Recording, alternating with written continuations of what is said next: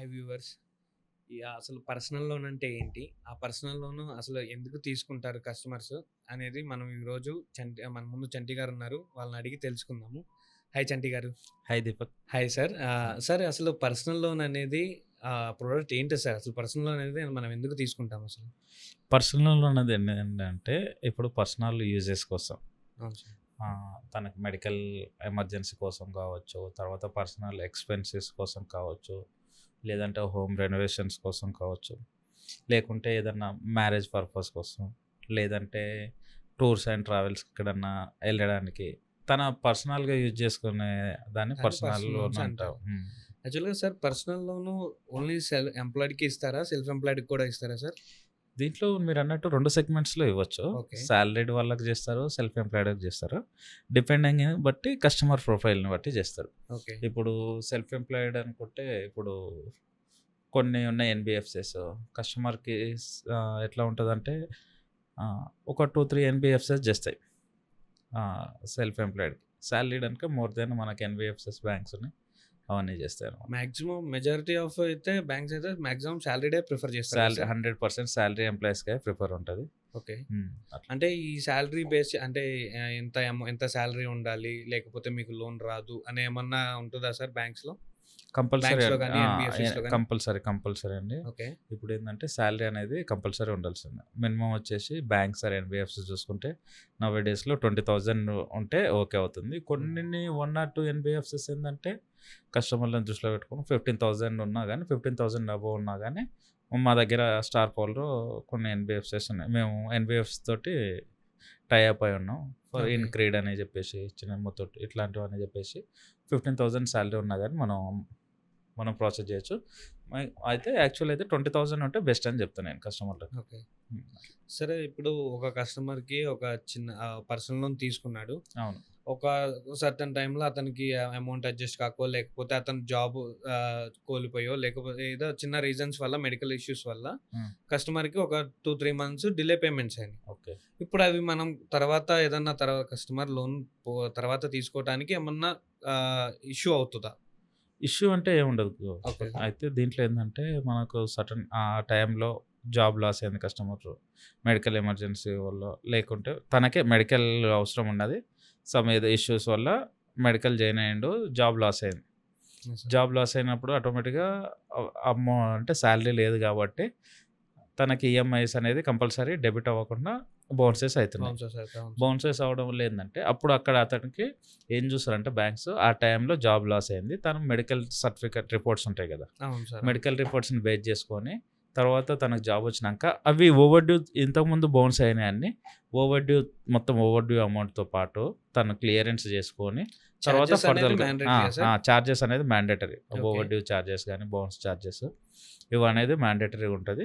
అవన్నీ చేసుకుంటే తనకేందంటే ఫ్యూచర్‌లో లోన్ వచ్చే అవకాశం కంపల్సరీ ఉంటది. Okay sir. అట్లా. సపోజ్ ఇప్పుడు కస్టమర్‌కి అంటే ఈరోజు 5థ్‌కో, 10థ్‌కో ఈఎంఐ ఉంటుంది సార్. అవును.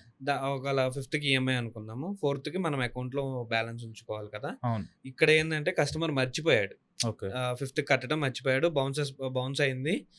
సపోజ్ తర్వాత ఈ ఒక 2, 3 మంత్స్ అలాగే మర్చిపోయాడు. ఓకే. అమౌంట్ ఉందిలే అని చెప్పి మర్చిపోయాడు. ఓకే. నెక్స్ట్ ఒక 4, 5 మంత్స్ తర్వాత లోన్ తీసుకోవడానికొచ్చాడు. ఓకే. ఇప్పుడది కన్సిడర్ చేయొచ్చా సార్? ఇప్పుడు అట్లా మర్చిపోయి వేరే అకౌంట్‌లో ఉంటే యాక్సెప్ట్ చేస్తారా సార్ అది? దీంట్లో నువ్వొక విషయం గమనించాలి కంపల్సరీ. సార్. ఎందుకంటే 5థ్‌కన్నారు ఈఎంఐ అవును డేటు. సార్. తను ఫండ్స్ ఉన్నాయనుకున్నారు. తర్వాత 3, 4 మంత్స్ తర్వాత అంటున్నారు. ఈ 3, 4 మంత్స్‌ల తర్వాత కంపల్సరీ ఏందంటే కస్టమర్‌కి 1 మంత్ ఈఎంఐ కట్ అవ్వకుంటేనే కంపల్సరీ బ్యాంక్స్ నుంచి నోటిఫికేషన్స్ వస్తుంటాయి. Okay sir. మెసేజెస్ వస్తున్నాయి, మెయిల్స్ వస్తుంటాయి. ఇంకా తర్వాత వచ్చేసి లోన్ రికవరీ వాళ్ళుంటారు. వాళ్ళు కాల్ చేస్తుంటారు. సార్ మీరు ఈఎంఐ మిస్ అయింది ఈ మంత్. మీరు ఈఎంఐ పే చేయలేదని కస్టమర్ గుర్తుండదు. అతను 3 మంత్స్, 4 మంత్స్ వెయిట్ చేయాల్సిన అవసరం లేదు. ఓకే. ఒక ఈఎంఐ డిఫాల్ట్ అయినా గానీ నెక్స్ట్ 15 డేస్‌లో కంపల్సరీ కస్టమర్ కాల్ వస్తుంది. మీరు ఇన్‌సఫిషియెంట్ ఫండ్స్ మెయింటైన్ చేస్తున్నారు. మీరు కంపల్సరీ సఫిషియెంట్ ఫండ్స్ ఉంచుకోరని బ్యాంక్స్ నుంచి నోటిఫికేషన్స్ వస్తాయి. హ్మ్. దాంతో పాటు కస్టమర్‌కి ఉంటది ఎంబటే తెలిసిపోతది. బ్యాంక్ సైడోళ్ళు నోటిఫికేషన్స్ ఇస్తుంటారు. మెసేజెస్, మెయిల్స్ ఇట్లా కాల్స్ ఇట్లా చేస్తుంటారు. దానివల్ల కస్టమరు మర్చిపోయారన్నది అది అంటే తర్వాత సిబిల్‌కి ఏమన్నా ఎఫెక్ట్ పడుతుందా కంపల్సరీ అయితే? ఎఫెక్ట్ పడతది. చెక్ బౌన్స్‌లో అయితే కంపల్సరీ ఎఫెక్ట్ పడతది. తను ఒకవేళ ఇర్రెగ్యులర్స్‌గా పే చేయకుండా ఉండి, ఏం కాదు చూసుకుందాం అది ఇది అంటే మటుకు తనకి ఫ్యూచర్‌లో లోన్ రాకపోవడం గిట్ల కారణాలుంటాయి. Okay sir. హ్మ్. సార్ ఇప్పుడు ఒక పర్సనల్ లోన్ తీసుకునేటప్పుడు ఇన్స్యూరెన్స్ అనేది కడుతుంటారు దానికి. అవును. ఆ ఇన్స్యూరెన్స్ అనేది మ్యాండేటరీ ఆ పర్సనల్ లోన్ మనం తీసుకునే పర్సనల్ లోన్‌కి. నౌ డేస్ అయితే మ్యాండేటరీ అయితే ఏం కాదు పర్సనల్ లోన్‌కి. బట్ ఏందంటే పర్సనల్ లోన్‌కి ఉంచుకుంటే సెక్యూర్ అనమాట. ఆళ్ళ ఓకే. ఫ్యామిలీకి ఒక సెక్యూర్ ఉంటది కాబట్టి, నేను ప్రతి ఒక్క కస్టమర్‌కి ఏం చెప్తున్నంటే ఇన్సూరెన్స్ లోన్‌తో పాటు ఇన్సూరెన్స్ గిట్లా లోన్ ప్రొటెక్షన్ అని ఉంటది. లోన్ అవును సార్. ప్రొటెక్షన్ తీసుకోవడం వల్ల తనకు బెస్ట్ ఉంటది. ఎందుకంటే ఒక 10,00,000 తీసుకున్నోడు ఒక 10,00,000 తీసుకున్న కస్టమరు ఒక 10,000 పెట్టి లోన్ ప్రొటెక్షన్ తీసుకోవడంలో ఆలోచించరు. ఎందుకంటే మనం దానికి కస్టమర్‌కి అవేర్‌నెస్ ఇవ్వాలన్నమాట first of all. Loan protection తీసుకుంటే దేనికి వాల్యూ ఉంటది. అసలు లోన్ ప్రొటెక్షన్ వల్ల యూజెస్ ఏంటిది? అసలు లోన్ ప్రొటెక్షన్ వల్ల బెనిఫిట్స్ ఏంటి? మనం చెప్పినాం అనుకో కస్టమర్ కంపల్సరీ దానికి కన్విన్స్ అయితాడు. ఇన్సూరెన్స్ తీసుకుంటాడు. తర్వాత తను జాబ్ లాస్ అయినా, తను ఒక కస్టమర్ ఎక్స్ అనే కస్టమర్ యాక్సిడెంటల్‌గా చనిపోయినా, తర్వాత ఏదైనా లోన్ వాళ్ళేందంటే ఇంటి దగ్గరికెళ్ళి ఇట్లా అదే. బెదిరించకుండా ఇట్లా అర్థమైంది సార్. ఉంటారు. దానివల్ల ఏందంటే కస్టమర్ ఇన్సూరెన్స్ తీసుకోవడం వల్ల ఫ్యామిలీ బెనిఫిట్స్ అనే చెప్పాలి. అట్లా. సరే యాక్చువల్‌గా ఇప్పుడు ఈ ఇన్స్యూరెన్స్ అనేది ఏదైతే మనం అప్లై చేసిన బ్యాంక్స్‌లో మ్యాండేటరీ అవుతదా? లేకపోతే మనం బయట నుంచైనా తీసుకోవచ్చా సార్? అవైలబిలిటీ ఉంటదా? కొన్ని ఎన్‌బీఎఫ్‌సిస్ బ్యాంక్స్ అయితే మ్యాండేటరీ అంటారు. గానీ యాక్చువల్లీ ఆర్‌బీఐ గైడ్‌లైన్స్ ప్రకారం వీళ్ళ ఇన్సూరెన్స్ గైడ్‌లైన్స్ ప్రకారం అయితే మ్యాండేటరీ అయితే ఏముండదు. బట్ ఇంకా బ్యాంక్స్ వాళ్ళు ఎన్‌బీఎఫ్‌సిస్ ఏందంటే మ్యాండేటరీగా ఉంటది మాకు అని చెప్తారు. ఓకే అంతే సార్. అండి అది. సరే సార్ ఇప్పుడు ఒక కస్టమరు ఎక్స్ అనే కస్టమరు ఒక 4, 5 మల్టిపుల్ బ్యాంక్స్‌లో తీసుకొని స్ట్రక్ అయిపోతున్నాడు. అంటే హ్మ్. ఆహ్, తీసుకున్నాడు. ఒక సర్టెన్ ఈఎంఐ కడుతున్నాడు కస్టమరు. కాపోతే every month sorry I mean 4 EMIs కట్టడం, 5 ఈఎంఐస్ కట్టడం కస్టమర్‌కి బర్డెన్ అయిపోతుంది. సరే దీనికేమన్నా పాసిబిలిటీ ఉంటుందా పర్సనల్ లోన్‌లో? ఇప్పుడు ఏంటంటే కస్టమరు సాలరీని బేస్ చేసుకొని ఒక ఫర్ ఎగ్జాంపుల్ కస్టమర్‌కి ఓ 70,000, 80,000 సాలరీ ఉంది. తను వచ్చారు ఒక ఎన్‌బీఎఫ్‌సిస్‌లో ఒక 10,00,000 తీసుకున్నారు. ఇంకొక చిన్న బ్యాంక్స్‌లో వచ్చేసి ఒక 5,00,000, 4,00,000 ఇట్లా తీసుకున్నాడు. ఇట్లా తీసుకోవడం వల్ల స్టక్ అయింది అంటున్నారు. మరి ఈఎంఐలు కట్టలేక, క్రెడిట్ అవును సార్. కార్డ్‌లు కట్టలేక ఇట్లా. దీనికేందంటే ఒక ఆప్షన్ ఉంది. ఏందంటే తనకు బర్డెన్ అవుతుంది కాబట్టి ఈఎంఐలు సాలరీ 70,000 ఉంది. తను కట్టే ఈఎంఐలు ఇట్లా 60,000, 70,000 వస్తుంది.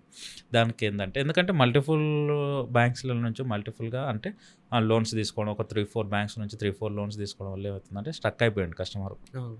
ఈఎంఐలు పే చేయలేక. దానికేందంటే మన దగ్గర బ్యాలెన్స్ ట్రాన్స్‌ఫర్ అని చెప్పేసి ఉంది. ఈ లోన్స్ ఆప్షన్ అనేది ఉంది. ఆప్షన్ ఉంటది కంపల్సరీ. బ్యాలెన్స్ ట్రాన్స్‌ఫర్ తీసుకొని కస్టమర్‌కి ఎలిజిబిలిటీ ప్రకారం తీసుకుంటే తనకు ఔట్‌స్టాండింగ్ ఇన్ని లోన్స్ ఉన్నా తక్కువ తక్కువ ఔట్‌స్టాండింగ్ అవును ఉన్నాయి సార్. లోన్ అవును. అమౌంట్స్. బట్ ఏందంటే ఈఎంఐ పెద్దగా కనిపిస్తుంది కస్టమర్‌కి. ఔట్‌స్టాండింగ్ మటుకు చిన్నగా ఉంది. ఇవన్నీ ఒకటే దాంట్లో క్లబ్బింగ్ చేసి మనం లోన్ అనేది ప్రొవైడ్ లోన్ అనేది చేయొచ్చు ప్రొవైడ్ బ్యాలెన్స్ చేయొచ్చు. ట్రాన్స్‌ఫర్. ఓకే. అవునండి. ఇవి అన్నీ చేస్తాయా సార్? ఆల్ బ్యాంక్స్ చేస్తాయా? లేకపోతే కొన్ని సెగ్మెంట్ బ్యాంక్సే చేస్తారా? ఆ! అన్నీ అంటే చేసే యాక్చువల్లీ బీటీ బ్యాలెన్స్ ట్రాన్స్‌ఫర్ చేసేటున్నాయి. ఒక్కొక్క బ్యాంక్ నామ్స్ ఒక్కొక్కటుంటది. ఎన్‌బీఎఫ్‌సి నామ్స్, పాలిసీ నామ్స్ బట్టి ఫాలో చేస్తారు. మాక్సిమం ఎన్‌బీఎఫ్‌సిస్ అయితే మోర్ దెన్ 5 బీటీస్ ప్లేస్ చేస్తున్నాయి. బ్యాంక్స్ అట్లయితే 3 బీటీస్, 4 బీటీస్ ఓకే. చేస్తున్నారు అట్లా. ఓకే. హ్మ్. సరే ఈ క్రెడిట్ కార్డ్స్ యూజ్ చేయటం వల్ల కస్టమర్‌కి ఏమన్నా బెనిఫిట్స్ ఉంటాయా? లేకపోతే క్రెడిట్ కార్డ్స్ అనేయి యూజ్‌ఫుల్లా? నాన్ యూజ్‌ఫుల్లా సార్? క్రెడిట్ కార్డ్ అనేది కంపల్సరీ యూజ్‌ఫుల్ అనే చెప్తా. బెనిఫిట్స్ అనే చెప్తా. ఎందుకంటే క్రెడిట్ కార్డ్‌లు యూజ్ చేసే వాళ్ళకి కంపల్సరీ ఒక మనీ మేనేజ్‌మెంట్ ఒక మనీని ఎట్లా యూజ్ అడ్జస్ట్‌మెంట్ చేయాలి, చేసుకోవటానికి సార్. అడ్జస్ట్‌మెంట్ చేసుకోవాలి. తనకు ఎట్లా ఆహ్, ఒక మనీని ఎట్లా సేవ్ చేయాలి, క్రెడిట్ కార్డ్ వాడతారు. ఎందుకంటే చాలామంది నౌఎడేస్‌లో ఏమైతుందంటే ఒక క్రెడిట్ కార్డు సాలరీ ఎంప్లాయీకి ఏం చేస్తారు 3 months salary, 1 month salary credit అవ్వగానే ఒక క్రెడిట్ కార్డ్ అదే ఒక బ్యాంక్ నుంచి ఇస్తారు. సాలరీ బ్యాంక్ 25,000 నుంచి ఇస్తారు. 30,000 లిమిట్‌లో ఒక లిమిట్స్ తోటి కార్డ్ ఇస్తాడు. ఇస్తారు. ఫర్ ఎగ్జాంపుల్ 50,000 కార్డ్ ఇచ్చారు. కార్డ్ ఇచ్చారు. కస్టమర్ సాలరీ 30,000, 50,000 ఉంది. 45 డేస్ తర్వాత నాకు బిల్ వస్తదని చెప్పేసి కస్టమర్ ఓవర్ కాన్ఫిడెన్స్ తోటి తీసుకున్నాడనుకో, తనేందంటే ఆ టయానికి మనం యూజ్ చేసే టయానికి బానే ఉంటది. తర్వాత ఏందంటే కట్టలేకపోవచ్చు. దానివల్ల డిలే పేమెంట్స్ గానీ, డీపీడీస్ గానీ అదే డిలే పేమెంట్స్ అంటే డీపీడీస్ అంటేనే డిలే పేమెంట్స్. ఇలా పడే ఛాన్సెస్ ఎక్కువుంటాయి. దానివల్ల ఏందంటే కస్టమర్‌కి సిబిల్ తగ్గే ఛాన్సెస్ ఎక్కువ. ఓకే. సార్ ఇప్పుడు ఈ క్రెడిట్ కార్డ్ యూజ్ చేస్తారు కదా! యూజ్ అవును. చేసినప్పుడు మనం సర్టెన్ 45 డేస్‌కో, 1 మంత్‌కో బిల్ జనరేట్ అవుతది. హ్మ్. ఆ బిల్ జనరేట్ అయిన తర్వాత కస్టమర్ ఒక 50,000లో 45,000 యూజ్ చేసాడు. 5,000 అవైలబుల్ బ్యాలెన్స్ ఉంది. హ్మ్. ఇక్కడ ఈ 45,000 మీరన్నట్లుగా కస్టమర్ సాలరీ 30,000 ఉంది. అవును. పే చేయలేకపోతున్నాడు కస్టమర్. అంటే అంత అమౌంట్ పే చేయలేడు కాబట్టి ఇక్కడ అమౌంట్ డ్యూ ఏమన్నా కట్టుకోవడానికి ఛాన్స్ ఉంటుందా? అంటే మినిమమ్ డ్యూ కట్టుకోవడం. కంపల్సరీ ఉంటది.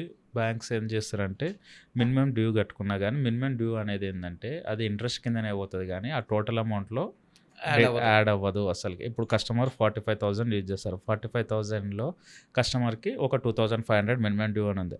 మినిమమ్ డ్యూ అనేది ఏందంటే ఆ 45,000కి ఇంట్రెస్ట్ మాత్రమే. ఇంట్రెస్ట్ పడుతుంది. ఓకే. ఆ ఇంట్రెస్ట్ కట్టుకుంటే అది నెక్స్ట్ మంత్‌కి అదే 45,000 ఉంటుంది తప్ప మీకు ఆ 45,000లో 42,000, 42 ఓకే. అట్లా అవ్వదు.